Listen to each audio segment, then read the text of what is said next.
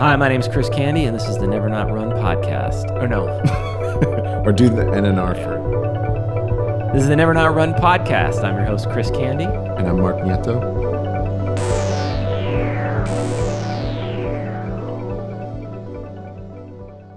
Okay, welcome back. We are at episode 5. You're in for a treat today. We have a very awesome guest. He's a friend of mine, a bass teacher, a bass legend from the band Fishbone, Norwood Fisher. Yeah, it was great to finally get to talk to Norwood. I mean, I've heard you talk about him so much, and he was one of the people that you first mentioned about having come on the podcast. So getting to pick his brain a little bit about running, and he just seems like such a thoughtful dude.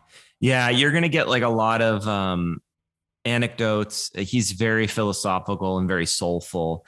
In the sense that he has a very, very bright energy to himself. And I knew his relationship with running was so interesting. You know, I would go on these kind of, runs over in Santa Monica, and Norwood lives in that area. And, you can't miss the guy when you see him on a run. And he's just a big, tall dude. And we'd always say hi, and I would give him a high five. And his hand from playing bass all these years was like, it was like a cast iron pan hitting you in the hand. It was so strong. And he's one of those guys who is just legendary in his being. And it was just awesome to be able to get him on the show today, because it was just so fun to hear all the stories. So you're going to get some good rock stories, some Fishbone, some Anthony Kiedis and Flea, and even Chuck Norris finds his way into this episode.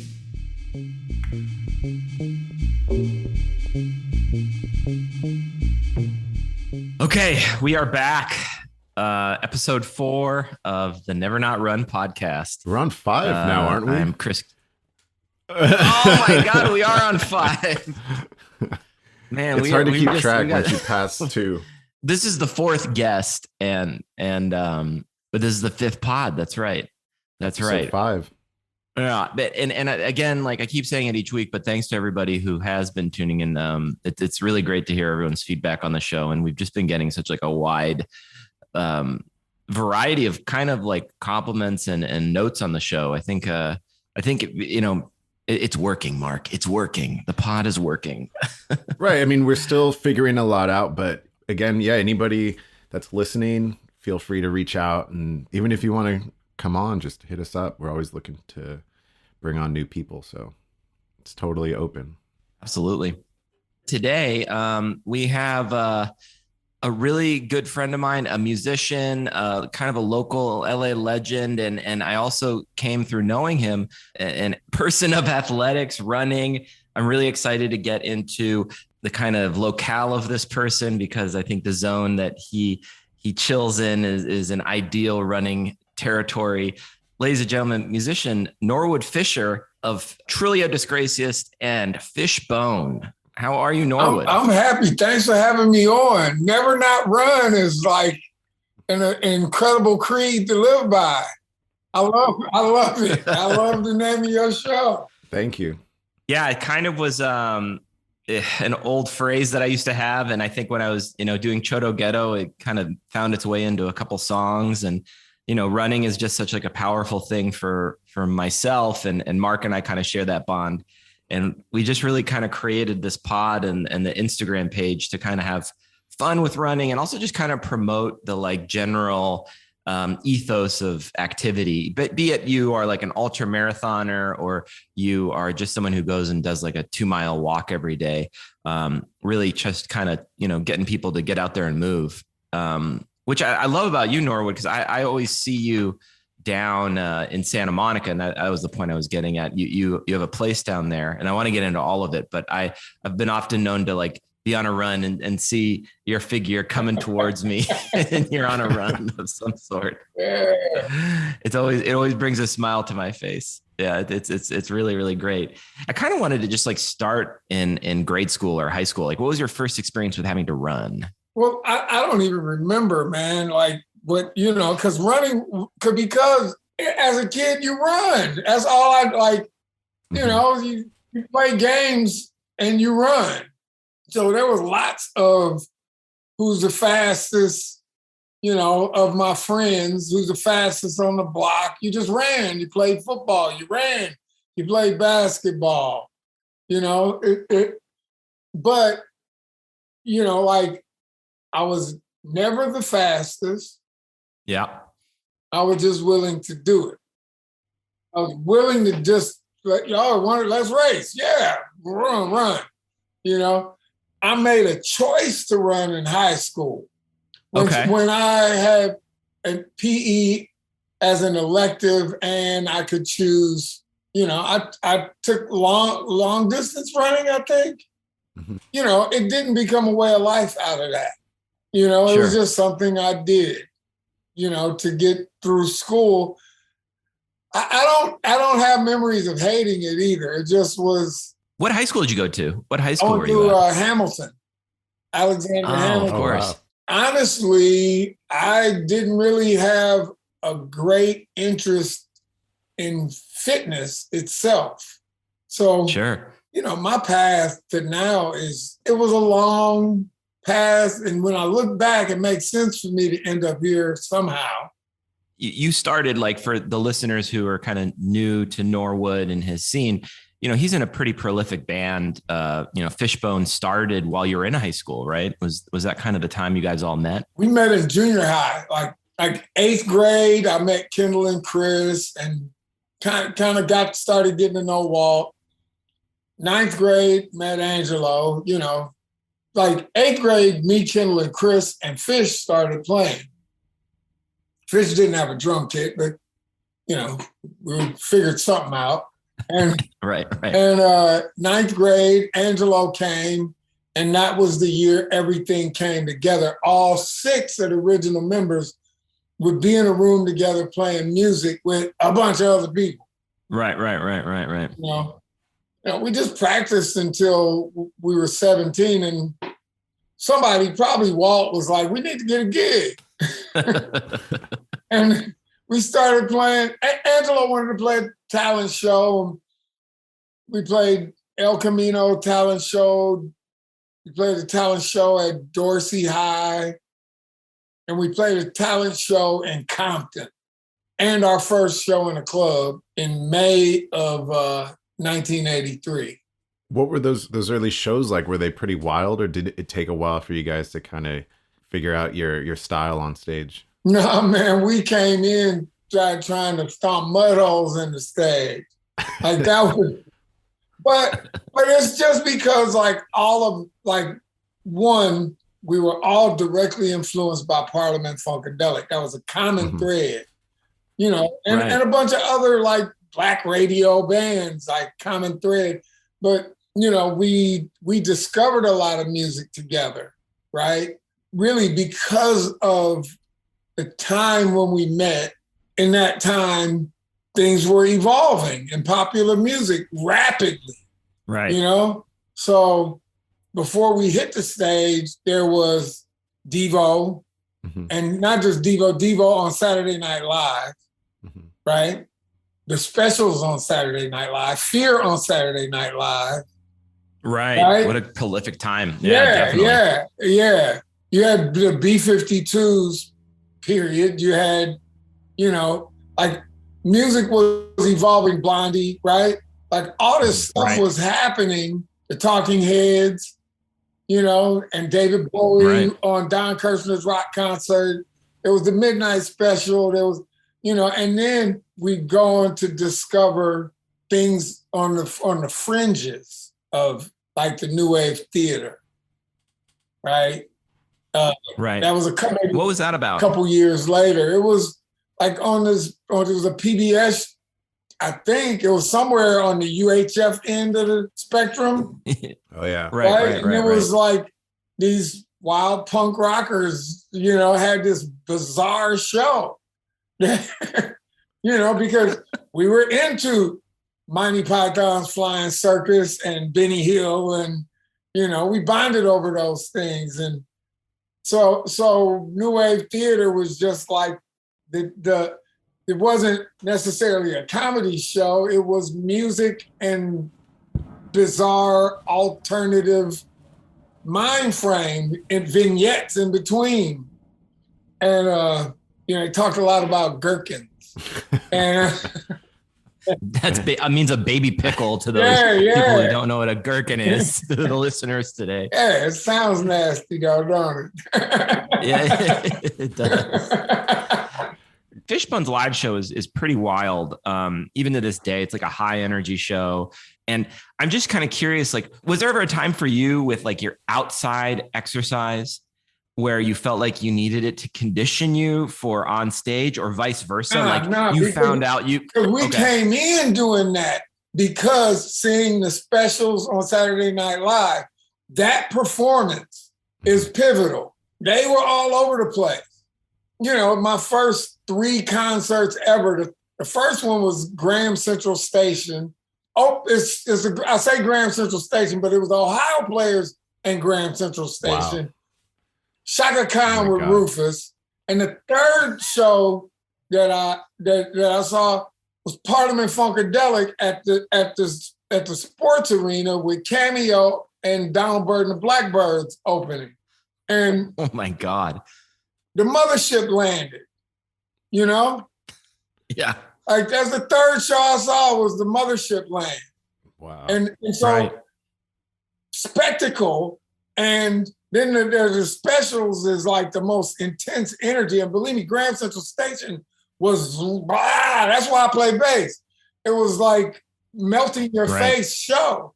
And then seeing Dance Craze and The Decline of Western Civilization is a double feature at the Fox Theater in Venice. Wow. Right? Like, so think of Decline of Western Civilization. What you got from that? I'm like, that's what you're supposed to do. All of that information is what we expressed from day one, hitting the stage. Yeah. That's what we thought you had to do.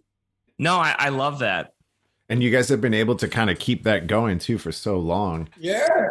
Did you guys ever have a period where you slowed down maybe, or has it just been basically since day one? This is, believe me, I'm 56. I promise you, I'm not doing what I did when I was 22. Like, I might be doing a lot for a 56-year-old. But the other thing is actually like, because we don't like we got more intense as we toured too. Mm-hmm. Right. So the right. other part is like when we there's more time in between tours. So when we start a tour, I'm kind of flat-footed. I dance around because I feel it. But after show number 4 or 5, like I'm getting more elevated. If we do 2 weeks in a row, I'm a lot closer to 25, 30-year-old Norwood than not. Mm-hmm. Hell yeah. It's because our show was always honest too. It's not a put on. I don't feel like I just didn't feel like it. Like, it's you get 100%. It might not be the 100% of yesterday. Right. Not a put on. Do I remember you saying that we would talk and you were doing martial arts for a little while? Is that something that you practiced for a long time? Yeah. So wait, let me say this. We did hood martial arts as young children. That means my neighbor actually took martial arts. Right. And then he'd be like, let me show you what I learned. And me and my brother in the backyard. Right? That's very early, like, I had to be like 7 years old or something, right? Right. Actually, as an adult, I took it on from and everybody came out of Bruce Lee movies thinking they knew Kung Fu. Right? We all did. We come out kicking and chopping at the air. Right? So yeah, those movies were epic. Even like when you see some of these like running movies or these climbing movies, they have like the same impact I think like early Bruce Lee movies did, or like Jackie Chan movies. Like you watch some of these Netflix climbing shows and you're like, oh yeah, I could go do that. Right. Or I can endure that. they're really powerful. I mean, the visualization element, right, is so important when you're doing some of this endurance stuff. Visualization is key. I had friends that thought they could get in the ring with Mike Tyson after watching Rocky. I was like, nah. Oh, but so check it. Yeah. Silver, a guy named Silver Gordon, was actually me, Angelo, and Fish's martial arts teacher, right? Right.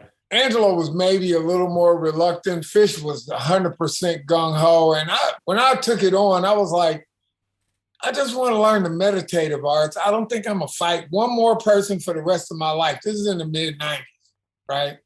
Right. And Silver taught me what he wanted to teach me. Now, Silver was a super interesting cat. He had been a bodyguard for Jimi Hendrix and Buddy Miles. Wow. He had done porn. He was full spectrum.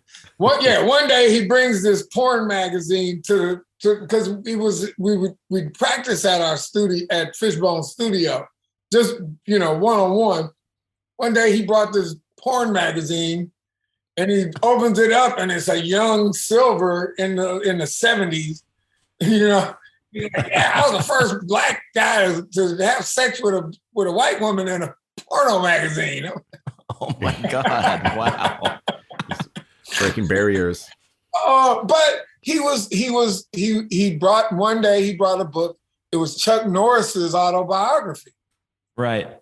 Chuck Norris had a small chapter on Silver because Silver was Chuck Norris's teacher at one time. Really? Yeah.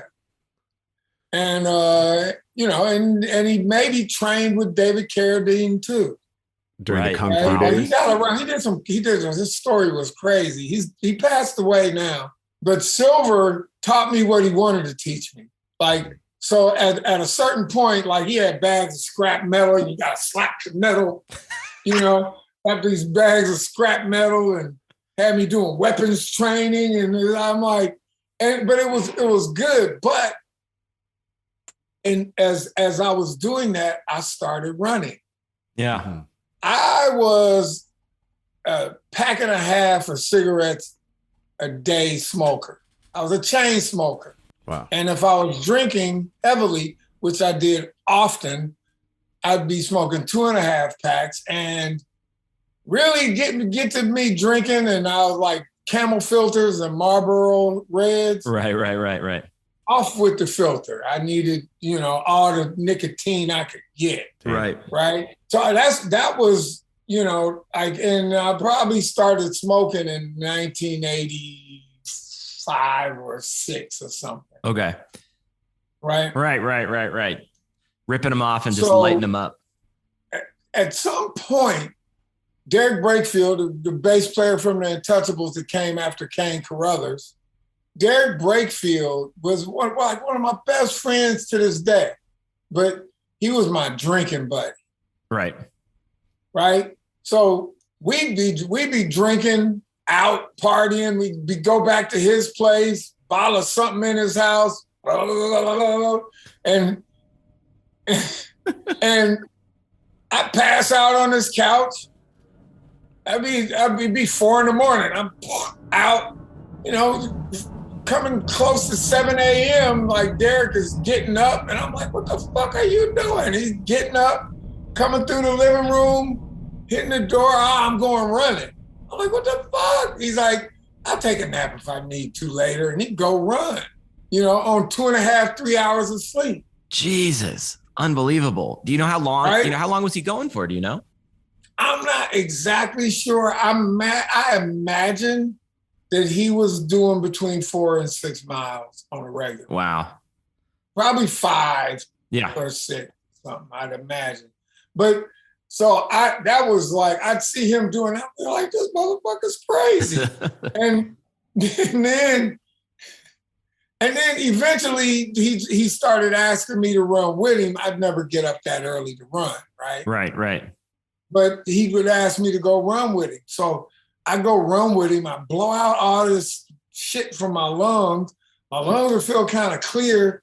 I'd be cool with that for a minute. Now I got to put it back in, right? and get to start smoking cigarettes again. And then somewhere in that same time, Flea called me up and he's like, hey, I'm starting a stud club. What's a stud club? I was just me and a bunch of dudes, we're going to come together and we're going to work out. Right. Flea lived in Echo Park. I'm on the beach in Santa Monica. So I'm like, cool, I'm down. So I would drive to Flea's house, you know, usually be a lot of traffic, and I show up late every single time. And it'd be like me, Flea, John Frusciante, I think it was John Denny from the Weirdos. Amazing. Pete White from Thelonious Monster. And it was a few more people too. It's hard for me to remember everybody that was there. Right. But we go there, we lift weights, work out, run. You know, we usually do some stairs and some inclines in Echo Park Hill. Oh, and those are gnarly hills. In the hills there, yeah. Yeah. I'll never forget John Frusciante telling everybody, like, let's run backwards down the hill. What? Save your knees. It's better for your knees to run backwards down the hill. So wait, how you would run backwards down a hill? Yeah. I can't even visualize that. That's amazing. Yeah. So those two guys really gave me running. Well, because Flea, I see like on his like socials, he's like pretty avid runner these days. It seems like he's up in Malibu, you know, doing some big loops, and he seems to still be into it. And I always go ahead. Every now and again, he'll invite me to go do some trails with him, go run. He kicks my ass. I'm still not the winning guy. He kicks my ass severely. But you still show up. You still show up. That's kind of. Yeah, I don't mind getting my ass kicked. I take ass kicking. Shit, I'm in the game. Yeah. But those guys gave me running. Right. And in '97, I think, I realized now that I thought my timeline was impeccable in my head. I know it's not now. Sure. But I think in '97 I quit smoking cigarettes. That's a whole nother story. But that's a long story. I quit smoking cigarettes, and maybe this will help somebody. A friend of mine, Overton Lloyd, draws for George Clinton, the dude that drew Sir Nose Devoid of Funk. Wow. Overton Lloyd once, he was getting at me on a philosophical level. What's your complaint? What do you complain about? And I'm like, I don't complain about nothing. And I'm like, I'm not a complainer. He's like, you got to complain about something. Right. He kept prodding. He said, what about the environment? Oh yeah, fuck, this is in probably earlier 90s. Right. And he's like, I was like, yeah, the fucking environment. At the time, it was a thing about McDonald's and the styrofoam containers. They cutting down the rainforest in the Amazon to make these styrofoam containers for Big Mac. I went off about that shit. And he looked at me and he said, whatever you complain about is something that you're mad about within yourself. Wow. Interesting. And he looked, when I complained about the rainforest, he said, what about the rainforest in your lungs? Oh my God. Wow. Right? So that stayed with me. So when I quit smoking cigarettes, I started to run, and the visualization in my head was, I want to get my lungs back to pink to reforest the rainforest in my lungs. Mm-hmm. Man, that is beautiful. That's unbelievable. So that was my motivation. And Derek Brakefield would come down here and he'd run in the sand with me. That was like the first place that I ran in the wet sand. So we would run. I had no idea about distances. So I was like, how far is a mile? He said, oh, it's probably like 4 lifeguard stations. I love that. I remember there was always that old kind of like rumor that like 4 city blocks was an equivalent of like 1 mile.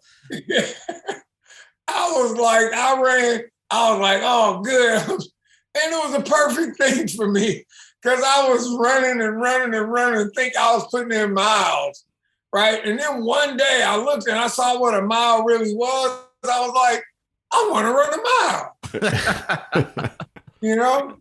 After running however many lifeguards, I ran more than 4 lifeguard stations. I don't know how many I was doing. But once I saw what a mile was, I want to run a mile. Mm-hmm. So I figured that out. And I just started running further and further and further and further. At some point, and one thing Derek told me, because he's a running motherfucker. Derek, he's like, one day you may find your body operating like a fine-tuned machine, and you might fall in love with that feeling. And it didn't take a long time for me to get there. I'm running on the beach. My focus is out past the marina somewhere. I don't know where that was at this point. It was Dockweiler, maybe. Yeah. Running, and I'm like, and I felt it happen.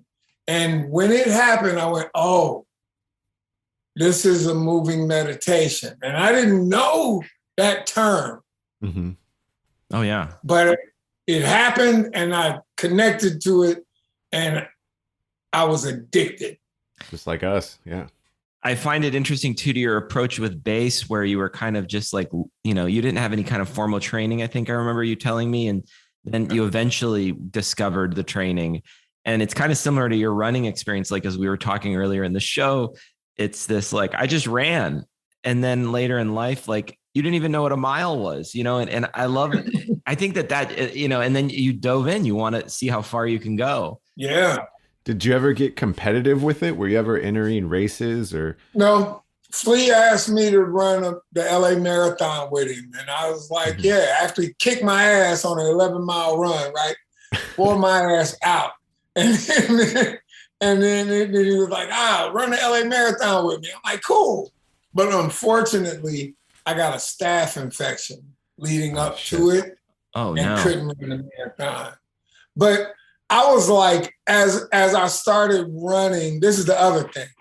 In 1986, we did the Best of the West tour, Red Hot Chili Peppers, Fishbone, Thelonious Monster, right? Right. And I believe we were in Atlanta playing the Metroplex. And Flea and Anthony came into the building for sound check. Fishbone was sound checking. We're on stage. And they came in talking to each other. One of them asked the other, how many sit-ups did you do today? Oh, I did 1,000. And, I did 1,000 too. And that stuck with me, right? So as I'm turning 40, I'm working out. The week that I turned 40, I was like, thought about that moment, and I'm like, damn, I ain't did 1,000, nothing in my life. I want to do 1,000 push-ups and 1,000 sit-ups for my 40th birthday.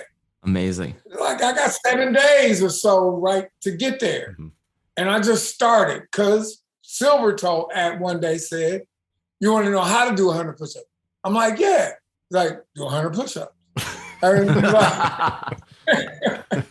So which was true. Brilliant.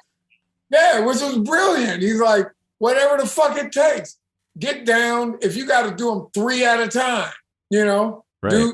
Absolutely. So I had that in me. I knew I could do 100 push-ups.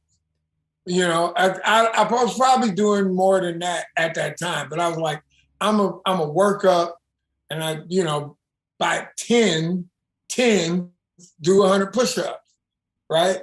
And then work out 100 sit-ups. And on my 40th birthday, I did it. Wait, hold on. So you did, on your birthday, you did 1,000 push-ups and 1,000 sit-ups? Oh, yeah. absolutely. And I was doing jumping jacks too. Holy shit. That was in one day you were able to accomplish all of that. Yeah. I love it.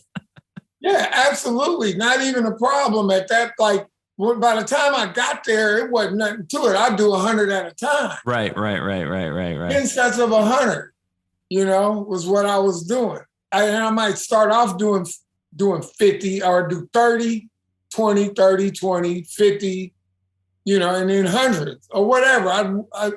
And I was doing jumping jacks too, because I was afraid to hurt myself. Right. So I warm up with jumping jacks, and then I start getting and I do jumping jacks in between some of them. If I got to 500, I'd maybe do a bunch of 500 jumping jacks or something. And then I go run. So where are you at then with all of this? Like I said in the beginning of the show too, it's like, I've come up on Norwood many times. He lives in this like really one of my favorite parts of LA, which is, right close to the Santa Monica Pier in that zone.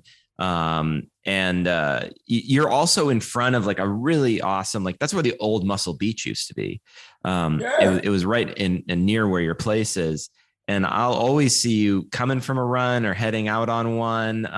It's not uncommon to see you. So are you like at the moment training for anything in regards to like, it doesn't necessarily need to be a race, but like, what's your kind of it's life. Life. Exactly. Because it's life. Like when I stopped smoking cigarettes, I was like, oh, this is my coffee. I stopped drinking coffee in my early 20s, right? I just didn't like how it made me feel. But the workout, the run, you see the surfboards back there, all of that, like that's just me like embracing life. Yeah. And when I stopped drinking, my resolve, like, because I didn't stop really drinking 100% until 2006. That's the last time I had a drink. Right. So my resolve was, if life is painful, then let me feel the fucking pain. And that's how I go at life. And this is my way of showing my appreciation for life. Yeah, of course. And for my brain chemistry, I learned to love. Mm-hmm. Like I don't want to fuck that up. And running enhances that. And, there's the runner's high. And if I don't run for too long, I get the little runner's depression. Yeah, absolutely. But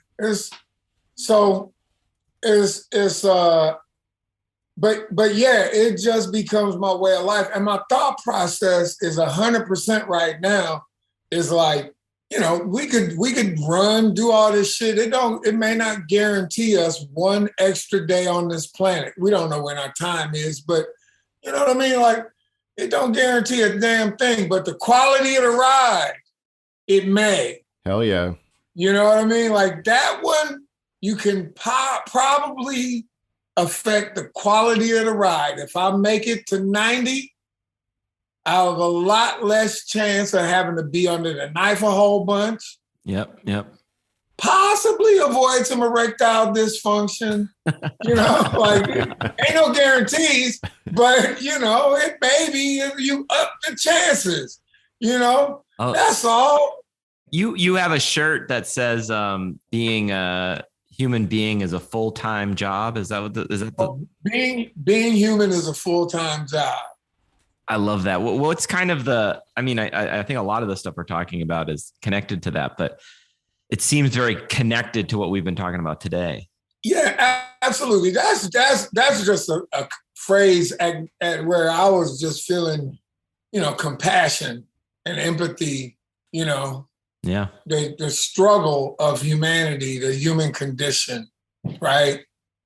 Because I started when somebody asked me, hey, how you doing? Like my answer more times than not is I'm happy.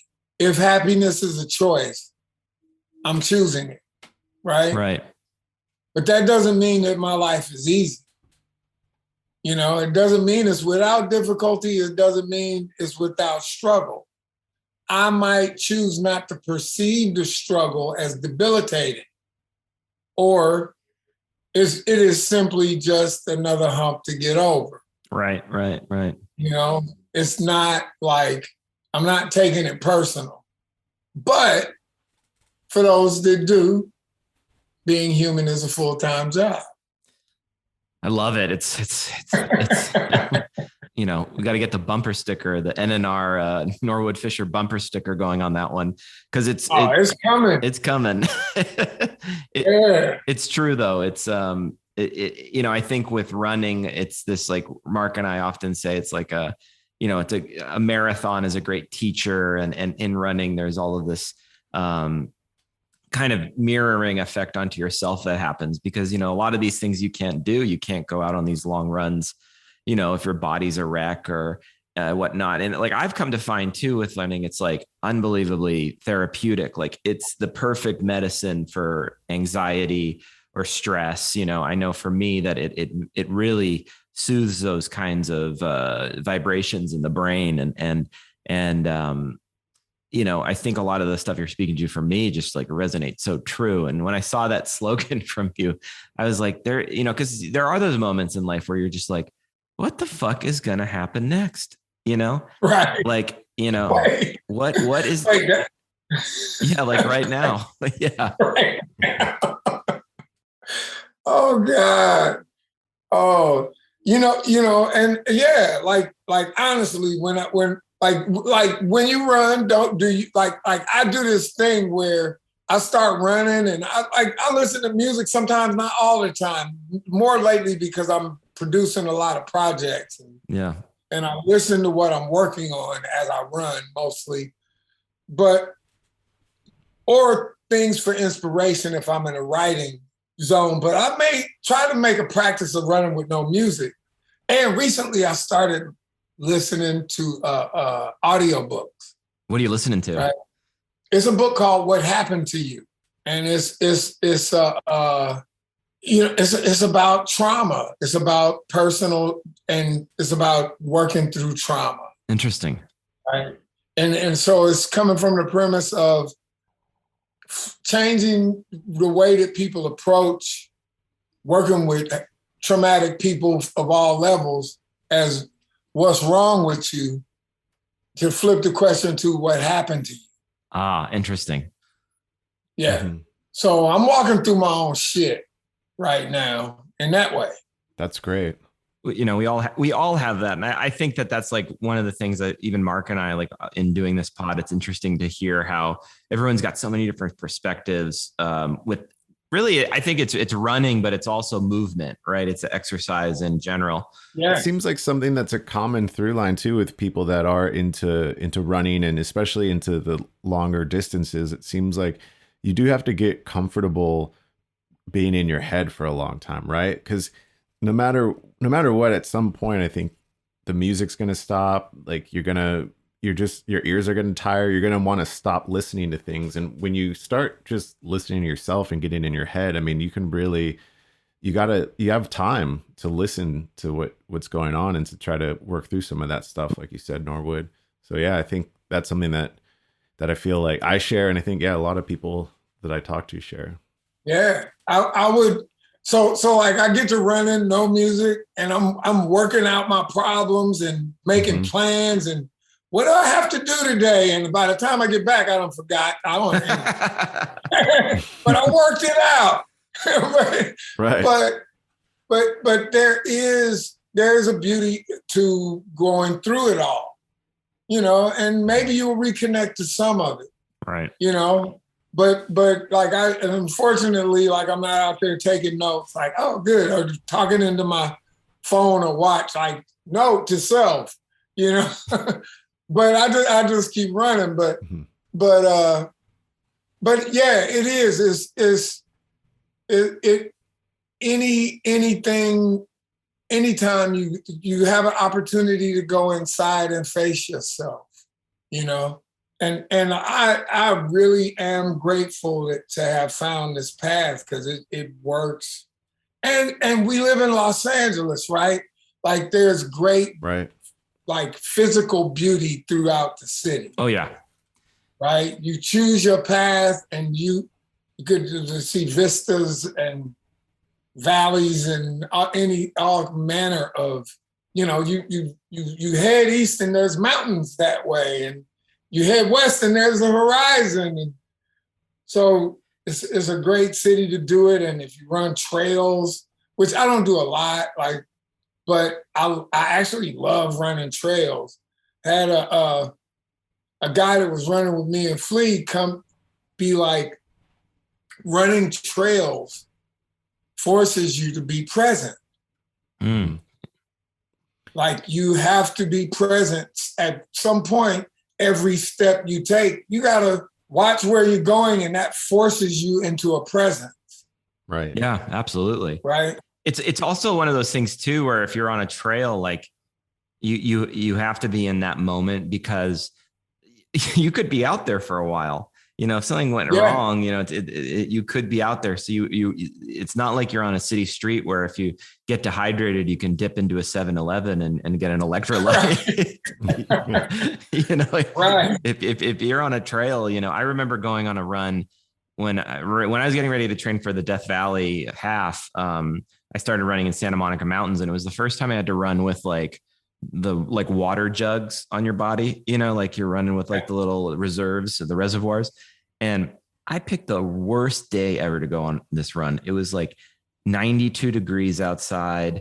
I'm running, and I get outside of the kind of canopy of the trees, and I'm up running incline, and I am gassed. I'm dead. And it's the first time I realized I'm looking at my water, and I'm going you need to actually go back now, because you only have enough water to get you back to your car. And even when I got there, I drove so fast to the nearest store to get electrolytes. Yeah. And it's so true. You can, you hear those stories. One other side note too, the three of us are some of my, at least you two, I know that you all love LA so much, there's just this I feel like there's a appreciation for this city. At least the zone that it is just like you said, Norwood, is unbelievably beautiful. But yeah, I remember you hear those stories of people going out and they get stuck in the mountains, Yeah. They don't have enough water. Dude, I mean, that's happened to me. I mean, I don't know if there's even time to get into that story. Maybe we'll save it for another episode. But yeah, I mean, my friends and I got stuck on a mountain in the San Gabriels overnight in December, and we were idiotic, making a bunch of stupid decisions. But that aspect, that part of nature is right there. I mean, it's like you said, Norwood, the mountains are right there. You can access them, and it's real out there. You're not in the city anymore. Yeah. And what the beauty, just in a fitness thing, right?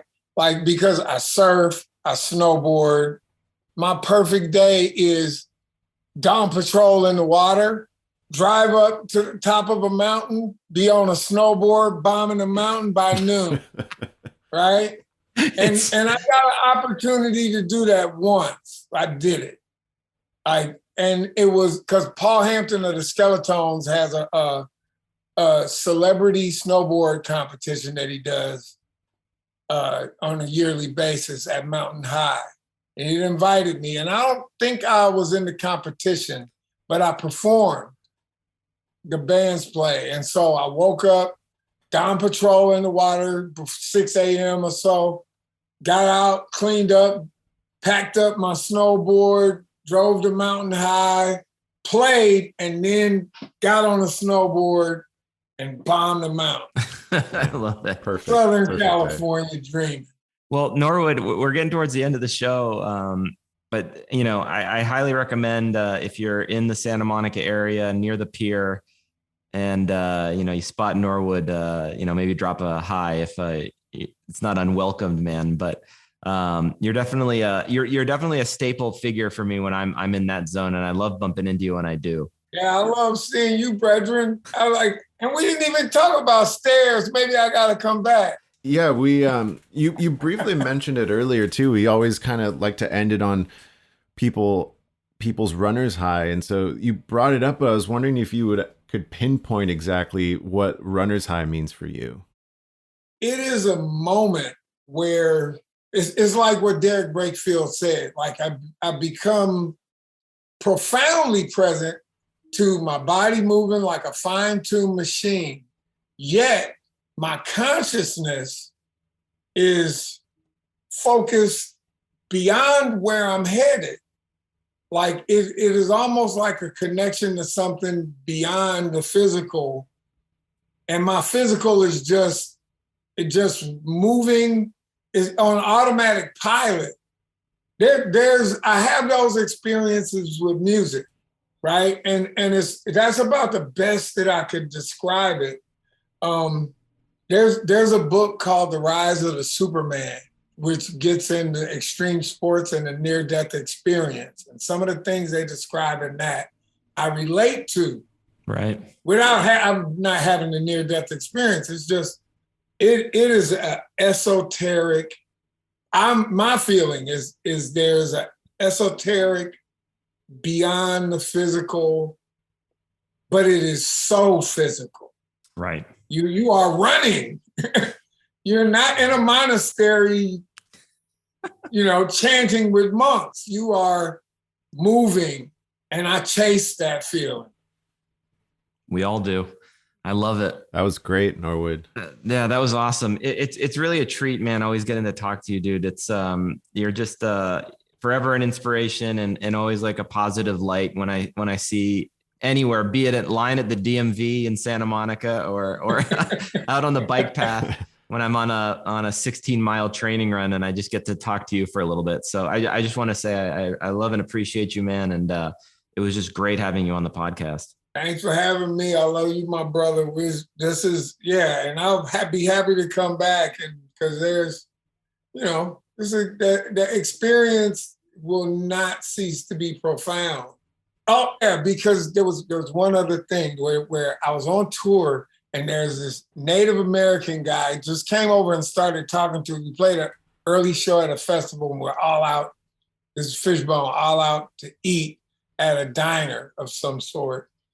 Native American guy just came over and started talking. He was in his 80s, standing straight up, looked amazing. You would have thought he was in his 60s or something. Right. 50s maybe. And he started talking about his journey in World War II and then as a coach in running in high school and college. And I'm just looking at this dude going, if running makes me stand like that when I'm in my 80s, I'm going to be like this dude. Hell yeah. We all do. Well, Norwood, thank you so much, man. Thank you. There's so much we've taken from this conversation. So yeah, I would love to have you back on anytime. Right on. Yeah, we'll talk later. Norwood, have a great rest of your day, man. Take care. Yeah, man. Thanks for having me. Absolutely. Love you both. Take care. Right. Bye. See you, Norwood.